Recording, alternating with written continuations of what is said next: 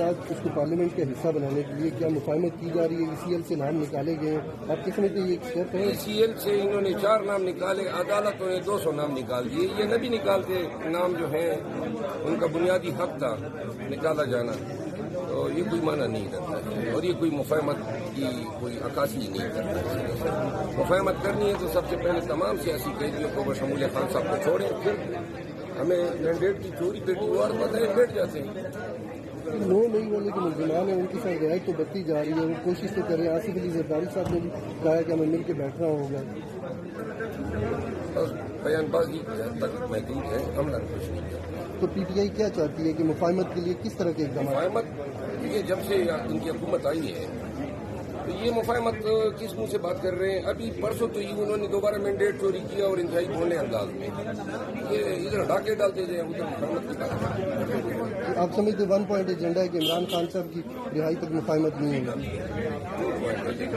خان کی رہائی اور مینڈیٹ کی کا نوٹ جو ہے وہ کرپشن کا باعث بن رہا ہے. 2 ممالک جتنے بھی ہیں وہاں پر ہائیسٹ کرنسی نوٹ جو ہے وہ 100 ہے، 200 سے زیادہ نہیں ہے. تو پاکستان میں یہ کوئی ہونا چاہیے، بین ہونا چاہیے. نوٹ آپ 5 روپے میں کبھی کر لینا سب سے بڑا نوٹ. کرپشن جو ہے یہاں پہ کلچر بنی ہوئی، یہ بات نہیں آنے والی. کرپشن کے لیے ایسی ہی سزائیں متعارف کرانی چاہیے جس طرح کے کوریا میں ہیں یا چائنا میں، اور آغاز ہی بڑے بڑے مگرمچھوں سے کیا جانا چاہیے جنہوں نے بینکوں کے قرضے ہڑپ کیے ہیں اور جنہوں نے پاکستان میں تعمیر و ترقی کے نام پہ ٹھیکوں میں اربوں روپے کمائے ہیں. آغاز ان سے کیا جانا چاہیے اور جب آغاز ہوگا تو سب سے پہلا ہاتھ میرٹ پہ شریف فیملی پہ پڑے گا. یہ کچے کے ڈاکو ویسے ہی بدنام ہو رہے ہیں. ویسے آپ دیکھ لیں ہر طرف ڈاکو راج ہے. پکے کے ڈاکو بھی ہیں، شہروں کے ڈاکو بھی ہیں، سیاسی ڈاکو بھی ہیں اور ہر جگہ پہ. یہاں آپ جس ایوان میں ہم جا رہے ہیں وہاں پہ بھی تو لوگ ڈاکے ڈال کے آئے ہیں. اجنبی لوگ ایوان میں بیٹھے ہیں گردن اونچی کر کے. لہٰذا اس ملک میں ڈاکو راج ہوگا وہ قرضوں پر ہی. سجیشن دیں گے کچے کے ڈاکوں پہ کیسے قابو پایا جائے؟ سجیشن تو یہی ہے قانون کی حکمرانی ہوگی اور حقیقی آزادی ہوگی. سب لوگ ان کو پال رہے ہیں. چھوٹا ڈاکو بڑے کا جو ہے وہ تفیلیہ ہے اور بڑا جو ہے کسی اور کا تفیلیہ ہے.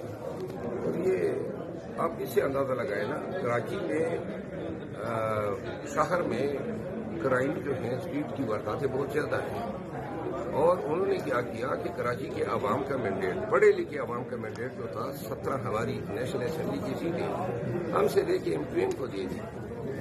جب یہ جس ملک میں ہوگا وہاں پہ کچے پکے کے ڈاکو کے علاوہ کوئی اور ذکر نہیں دی. آپ سمجھتے ہیں کہ وزیر اعلیٰ مراد علی شاہ کے بس کی بات ہے ان پہ قابو پانے؟ یہ حکومت کی ترجیحات میں ہونی چاہیے اور میرا خیال ہے زیادہ تر لوگوں کی نظریں بلاول بھٹو زرداری کی طرف ہے.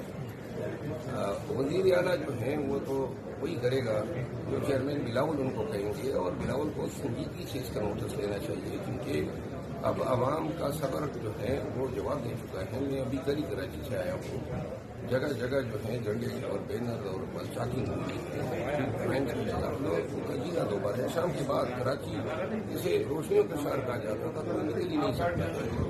تو لہٰذا جہاں حالات یہ ہو وہاں پہ پھر یہ ضروری ہے اس پارٹی کے لیے جس کی وہاں پہ حکومت ہے اس میں انتہائی سنجیدگی سے لے اور جرائم پیش افراد کا گلا کام